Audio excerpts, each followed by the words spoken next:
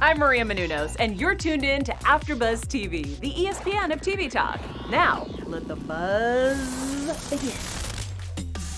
Hello. Good afternoon, everybody. And welcome back to the after show panel for We're Here on AfterBuzz TV. Unfortunately, Amir cannot be with us today, but I am still here. I'm your host, Cody Epperson, and I am also not alone. I am here with my lovely fellow panelist, Cortez. Hello, Cortez. How you doing, Cody? Episode 5, and we're still here. Yeah, episode 5, and we're still here. So episode 5 was in Ruston, Louisiana, and it was. I felt it was a very heartfelt episode. It kind of got me in the feels, and I was actually really surprised about it. How did you feel about everything? I was surprised too. When I looked at the preview of the episode, I saw that it was Louisiana. I was like, okay, this is gonna be fun. And then I think I saw they were advertising their pictures on Instagram, so I saw their beginning of the episode outfits.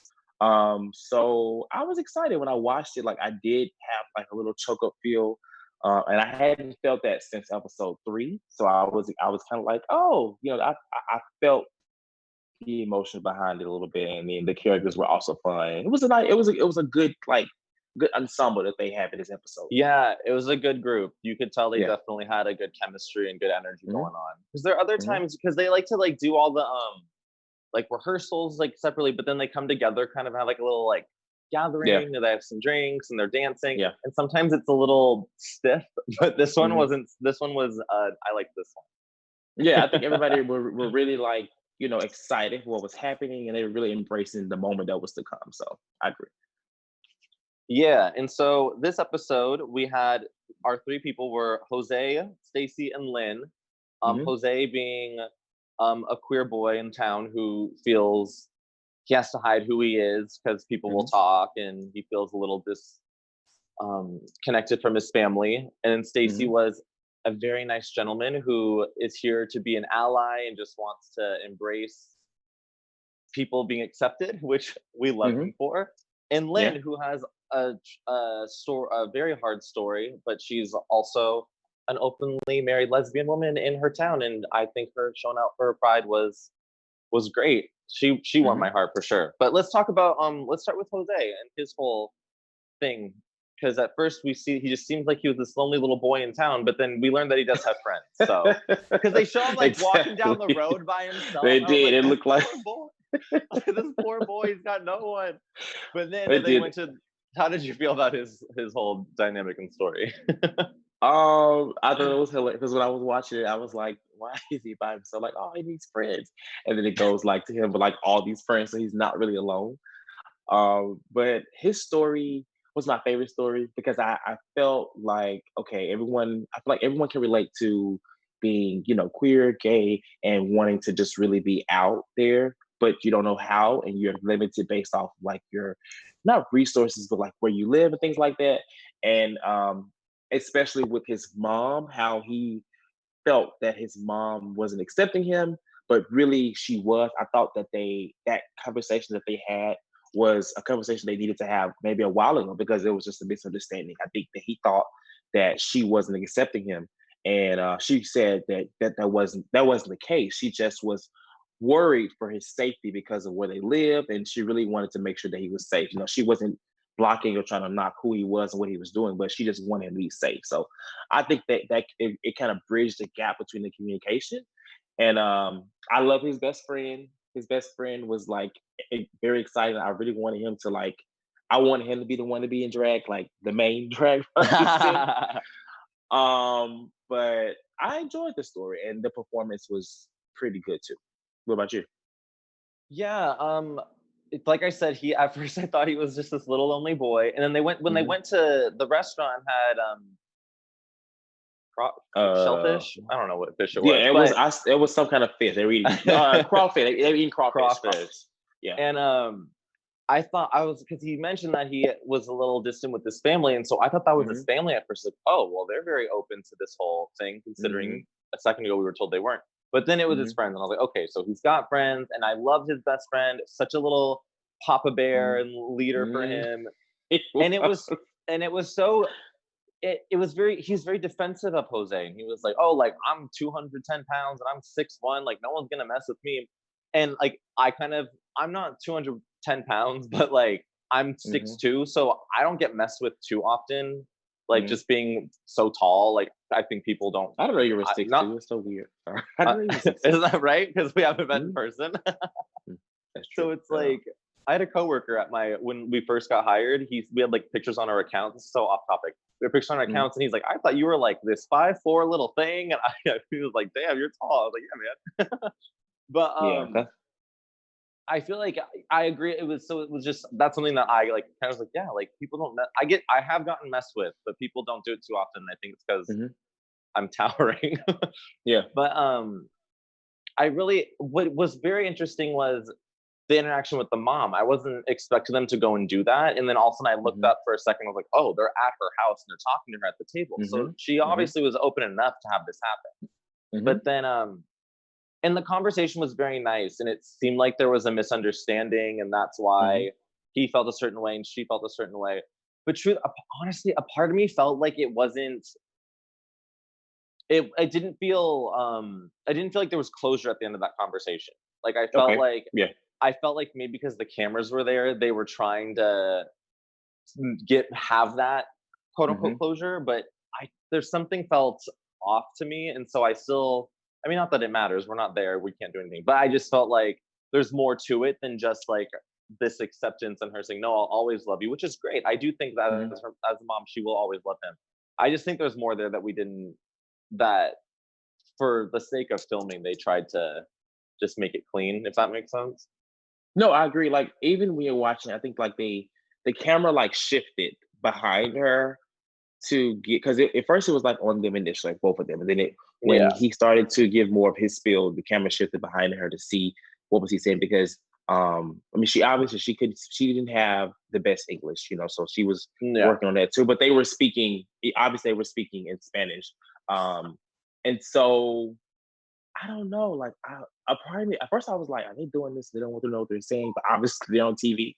I agree, there wasn't much closure. Like there still needs to be a conversation, but I think they were closer than they were further apart on the whole understanding. I think it helped. Yeah, it did help because he felt the way and she felt the way, and it kind of, they were able.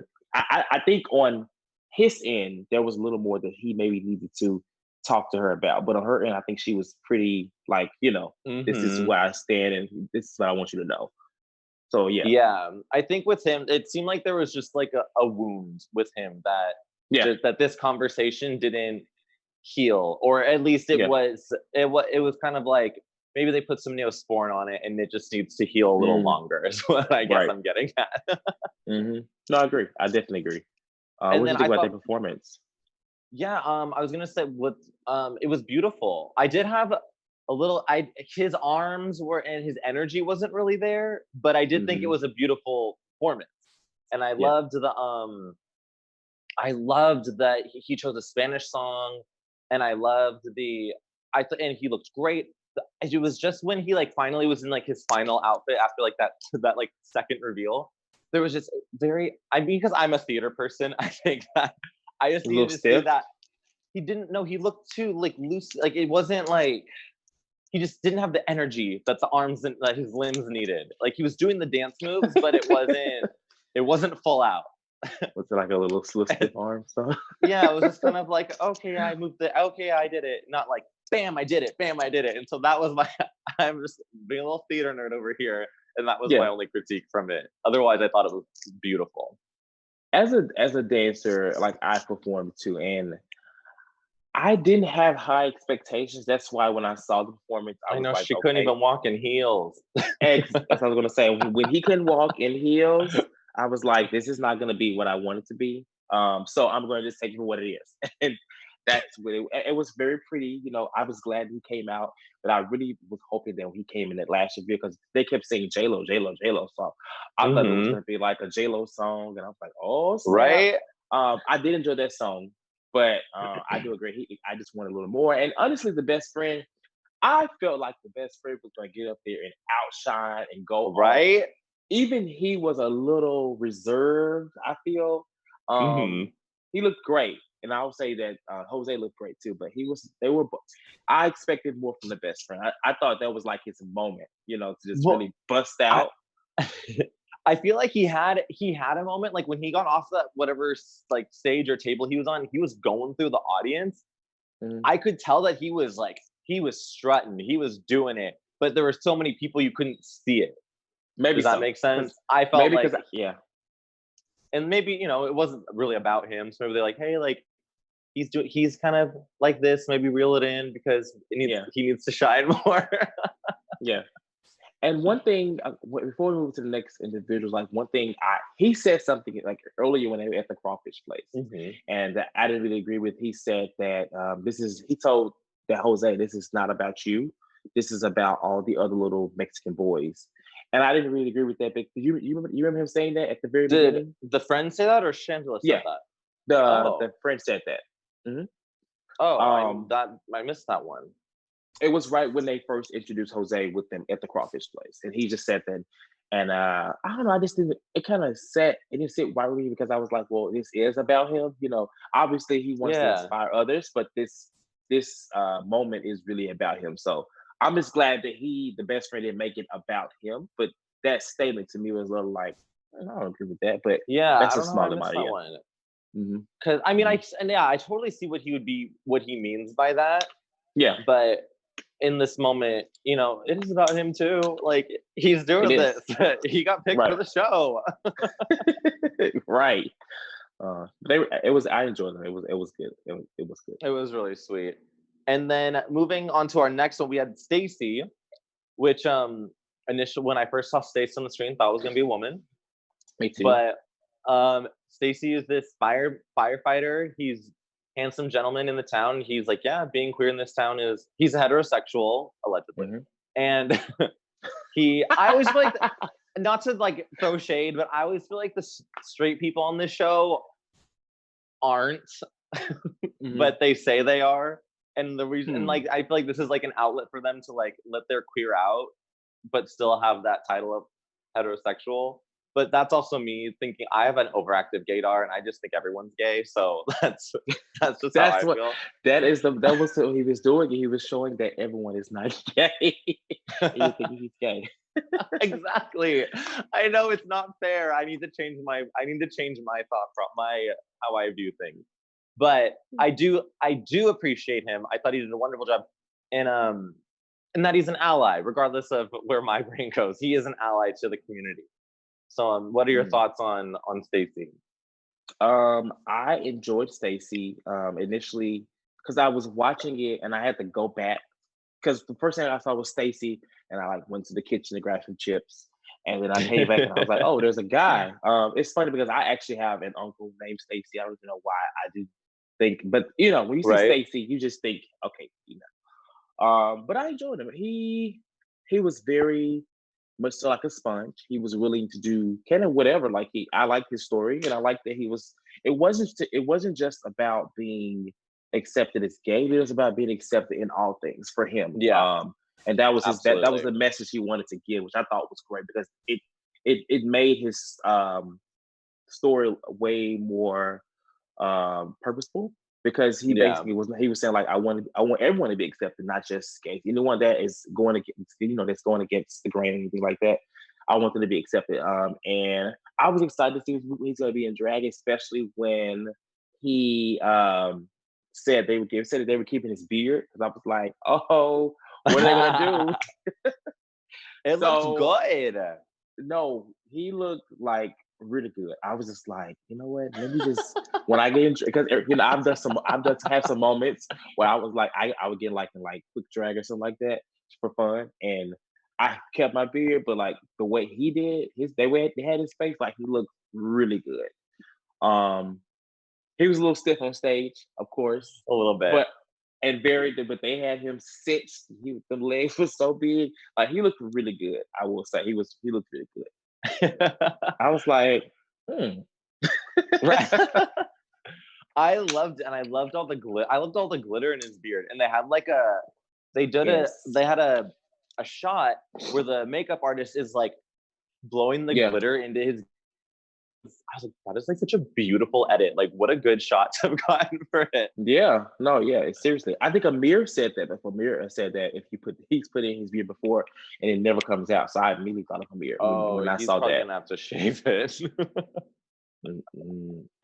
And there was so funny for their performance. There was like this little white boy dancing on the stage with them. I was like, who is that? Why is he there? And then and I think he was literally just there. So when I need a hero, he could jump into Stacey's arms. I think that's the only reason they had him. And I thought it was so funny because the whole time I was like, who the hell is that? And then he gets tossed off into Bob's arms too. It was just it was really cute. I enjoyed it. But before it happened, I was like, who the heck is this? When I saw him come out at first, I was like, okay, but when he came back in the hero, I was like, I know he's just in heaven to be in that black man's arm. He's like a big man. He's like, I mean, he's a drag, obviously, he's still like a big man. He's like heels taunted. It was pretty. He was definitely in heaven. I always wonder, where do they get the performers? That are they from the city or are they from the show? But this I was wondering that too. Yeah, I agree. Because sometimes in previous episodes they had like family members or like friends that will like help out. Or because there was one time, I think it was maybe there were like, I remember I commented on it, like I was like, who are all these kids that are like helping out dancers? Yes, from the performance. And then this time there was definitely like, for like Bob's opening number, he had like 4 backup dancers, and I was like, dang. Yeah, I don't know if they get them from like the show, because like you said, they've had I feel like every episode has had some extras. So are they like recruiting from the hometown? Speaking of the town, like, what did you think about the audience? They had a pretty big, gay crowd. I thought they did. Yeah, it seemed like it. They're a lot, and that's what's the beauty of like every episode. It's like they go to these towns and they get so much pushback, but then there always is a community that shows up, and it's so refreshing and it's so inspiring. So it's like, which is the point of like, we're here. Yeah. Regardless of whether you want to push us back or put us down, like, we are here. And it really, I was in tears this episode. I don't know if this was just because of early morning or what, but I was feeling it. I watched it late last night again. I watched it at midnight or 1 a.m. I watched it. So yeah, but I was. What got me was Jose's mom. We had talked about his mom, seeing her and all that. She was so happy. Like, that's what choked me up the most. Stacey's story was Stacey's performance just was good to watch. It was fun. I was happy for him. He looked great. Yeah. But it didn't really I didn't really evoke any emotion from it. It was just a nice watch for him. Yeah, it was. There's always one story that's like there. I don't want to call him a filler story, but it's like I said, it's good. It's important to see that we have allies. Yeah, of course. And before we move on to Lynn, I just want to say that boy dancing with Stacey and Bob, I would have been happy to jump into Stacey or Bob's arms in 2 seconds. So I know he was living his best life too. He was when you do stuff like that, like, you have to jump and you have to let your body go, because you can't tense up. So for them to, especially for Bob is very short. She's a small person. So for you to jump in Bob's arm, and Bob, did you not catch her in the episode? She said she was like 5'4", 5'5". That was the thing that blew my mind, because Bob seems like a big giant man. And so when he said that he was like 5'4" or 5'5", I was like, I thought he was joking. I was waiting for him to be like, I'm just kidding. I'm 6'7" or something. But he's itty bitty. Well, at least itty bitty compared to what I thought. I thought he must were huge. He looks so tall in the show. So I never thought, even watching Drag Race back then, I didn't know he was that short. Because Shangela is very short as well. So but that little kid was definitely happy. I would have been happy to jump into Stacey's arm too, because Stacey kind of give me the feels. I don't know. Oh my gosh! And before I want to move on to Lynn, but every time I think about Stacey's makeup, his eyes. Oh, I was there for it. He looked good. He looked really good. I was like, this is drag. Like, this is drag. This show inspires me. I want to start I don't like wearing makeup at all. Like, even in when I was doing theater, I hated having to put makeup on. I don't like it on my face. Mm-hmm. But this show has made me want to start like doing my eyes when I go out every so often, just to like switch it up. I said I was going to learn to do makeup like during quarantine. I haven't bought anything yet, but I want to learn how to do like a basic face because drag is different. Drag makeup and regular makeup is a different ball game. But we have nothing but time, so it's like, why not? Why not learn a new skill? Yeah, why not? So let's move on to our final. I always want to call them contestants, but they're not contestants. They're I guess, but they're not. I feel like they're not guests either. Our final person, which is Lynn, and Lynn's story. This one actually made me. She made me cry so much, and in a good way. But so Lynn, she is a lesbian. She's happily married and open about her lesbian lifestyle in her town that isn't always the most accepting.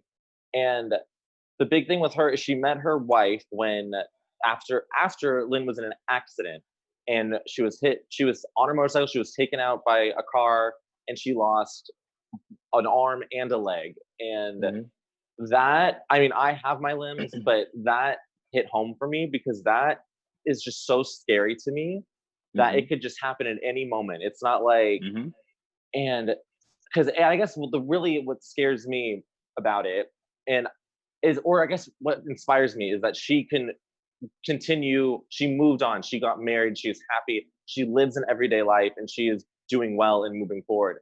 Because I personally, maybe it's just because I'm young and naive, but I don't know how I would have the strength to move on from such a disaster. So I mean, that's the basis of how do you feel about, tell me your thoughts on Lynn. I like Lynn. When obviously we met her, she was working and she gave her story. I had to watch that part over like twice because I wanted to make sure I got it right as well. Yeah. But that story is very sad, to have an accident like that happen. And she even breaks it down to, saying that when it did happen, she was told that she would never walk again. Obviously, she was able to. And how she really didn't have the strength to move forward. She said she didn't even want to go to work sometime because not only because she couldn't get her leg on, but sometimes she just didn't want to go because she just wasn't, she didn't feel like herself. And it was her wife who was the one that kind of told her, like, I think she said like, oh girl, put your leg on, let's go. Like, like, let's keep it moving. So I think this is like her story is about, I feel about her getting back to herself, finding her independence again, but also showing how, sometimes it may take others' support to push you through. I think that's what happened where like her wife was really her pushing. It's interesting because she said when she woke up or something like that, she didn't recognize her, I believe. It was something like this. Is that what happened? She said when she woke up, she didn't, I think she said she looked at her and didn't realize who she was initially, something like that. I remember, she said that she saw her wife like down the hallway with like a light around her, and but it wasn't like, I don't know. So she had like some holy moment when she first was introduced to her future wife. But what I also, and I'm not remembering what you're saying, but when she said, what Lynn said was she would wake up in the morning at the beginning after this had happened, and she would forget that she had lost her limbs, and then she would wake up and then be reminded that this is her new reality.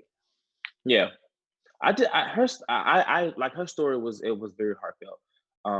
And like, I don't know, like it shows that companionship is just not that it's just like this important thing, but it can be like the most beautiful thing ever. Because I really feel like if she didn't have her wife or her partner at that time, then she may not have been able to make it out the way she has today. I think that was really her slightly saving grace. It seems to show her wife.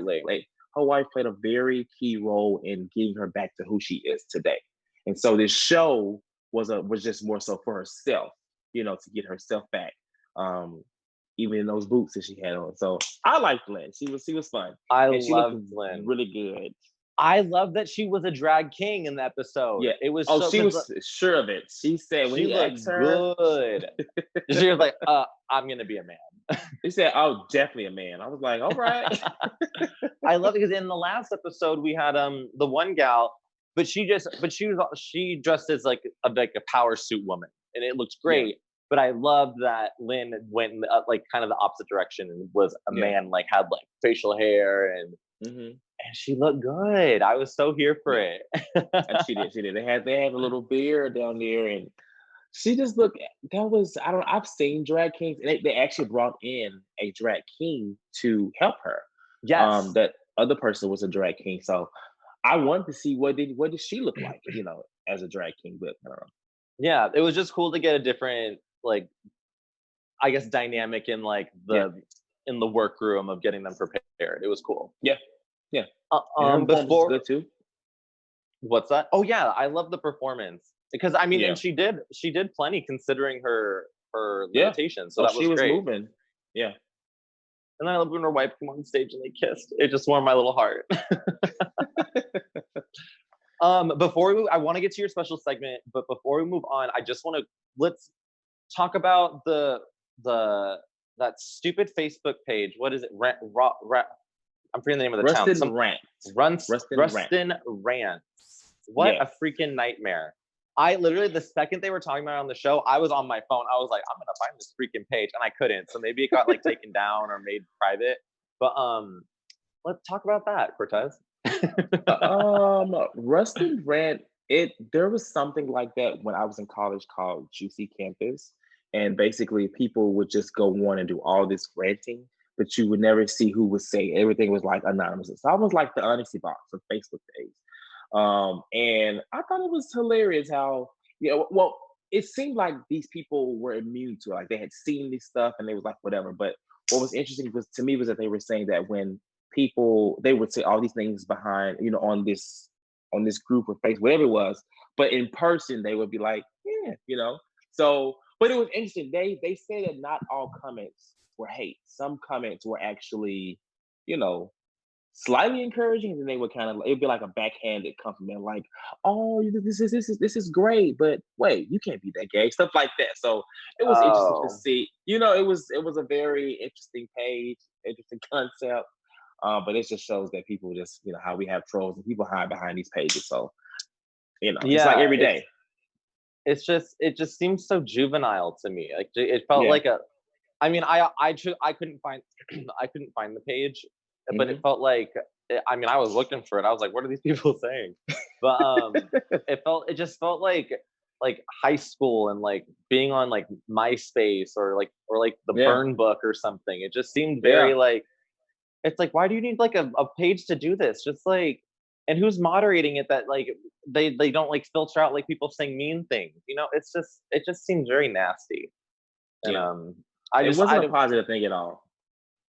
Yeah, I wanted to just like mention it because it's like that's something that's not acceptable, and it's like it seems like a breeding ground for just like cyberbullying. Like it's just sounds terrible.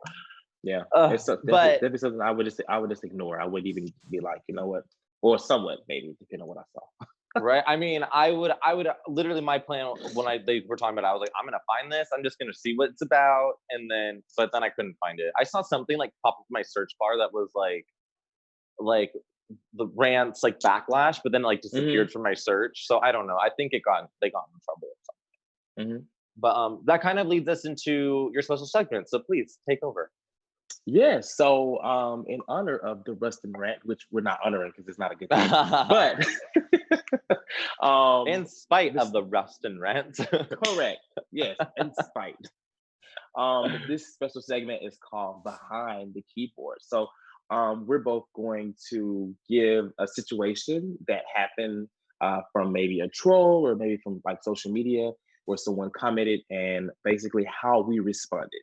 If you responded. In this case, I'm pretty sure we did. So I'll start first. And there was a scenario, like if you look at my Instagram, like I love to wear Speedos all the time. Like I love Speedos all the time. So I wear them right there with you, girl. Right, and I post them. But and I will say, like in the African American community, like it's not like the most accepted thing because people look at. I mean, they're just not as open minded about Speedos. Some depend.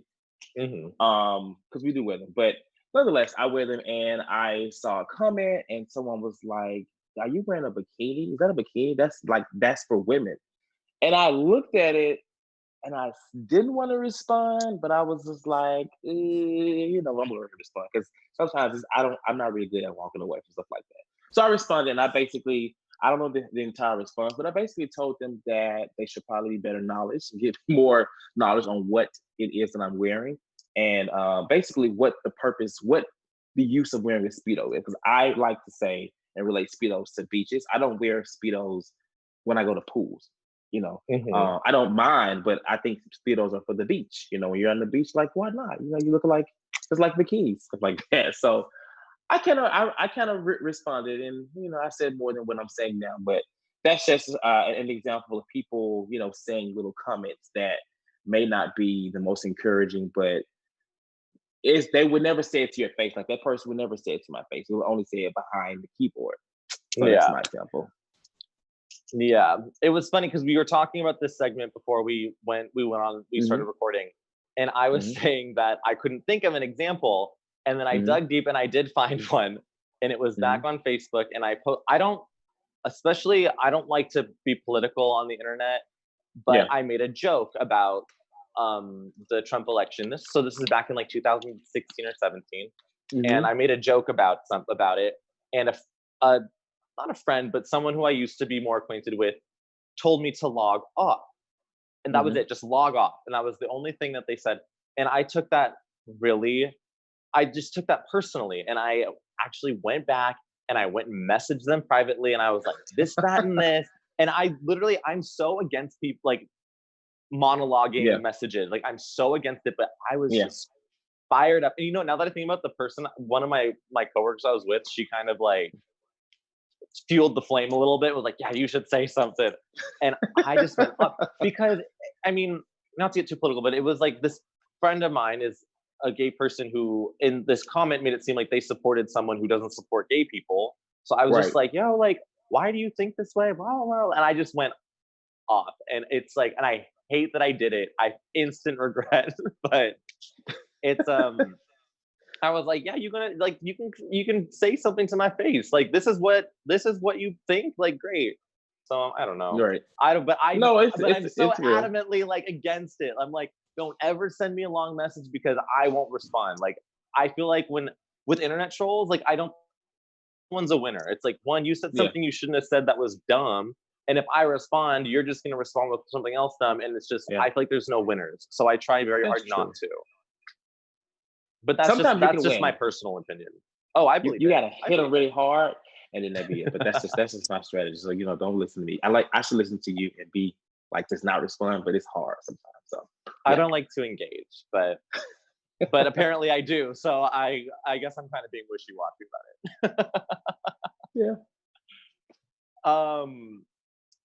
But so then we do have a little bit of news for the show, and thank you for that. That was I think talking about internet trolls, especially with this whole town and their ranting page, I think that that's something that needed to be touched on. So this is a good, and because it definitely in this day and age that affects everybody, including myself, who pretends to be above it. Especially now that we're quarantining and like you can't get to people, so people are attacking each other more online. So it's happening a lot more than even before. I feel like Oh yeah, good to share. Yeah, thank you for that and for helping us bring it to light and light. And we do have a little bit of news. The whole thing. So I almost excuse me, I'm getting tongue-tied. We're Here is supposed to be a 6-part series. Episode 6, they didn't finish filming. We read that they're not doing episode 6 because of COVID. They had to stop filming. However, their websites do say that they are going to release episode 6 on, what was it, June 5th. June 5th. But we're still kind of trying to figure that out. So we will keep you guys posted on if we're going to do an after show for that episode, assuming that it comes out. So stay tuned and we'll keep you involved in that because we hope there is an episode 6. I know we gotta end now. We gotta be here and and stay here. Right? I love that. We're here. We gotta be here. We gotta stay here. We gotta stay here. Right? And I'm still crossing my fingers for a season 2 because this show, like, actually, I'll be honest though, it did take me a minute to get invested in it. Like the first 2 episodes, I was like, okay, like we're doing this. I like that it's drag queen. But now, like, I really do feel very touched by the show and what it's doing. Me too. So Yeah. I very much am hoping for a season 2. I agree. And before we chime out of here, Cortez, where can our viewers and listeners find you? You can find me on Instagram at StupidWildTez. I love to talk about drag race, drag queens, and even all these things this show. So hit me up. Let's chat. Heck yeah. And I am on Twitter as Cody_F. However, I'm mostly on Instagram, so you can find me there at CodyEpp, CodyYyepp. And thank y'all for listening and for watching. Thank you, Cortez, for being here with me and talking with me about it. Of course. And we hopefully will see you guys in a couple of weeks. So not next week, but the week after for ideally episode 6. So thank you guys. Bye. Thank you. Our founder, Keven Undergaro, and me, Maria Menounos, would like to thank you for tuning in to AfterBuzz TV. Remember, we're not just the first, we're the biggest in the world, and we're the only destination for all your favorite TV shows. Whatever you crave, we've got it. So go to AfterBuzzTV.com and check out our lineup. Buzz you later. The views expressed herein are those of the hosts only and do not necessarily reflect the views of AfterBuzz TV or its owners or principals.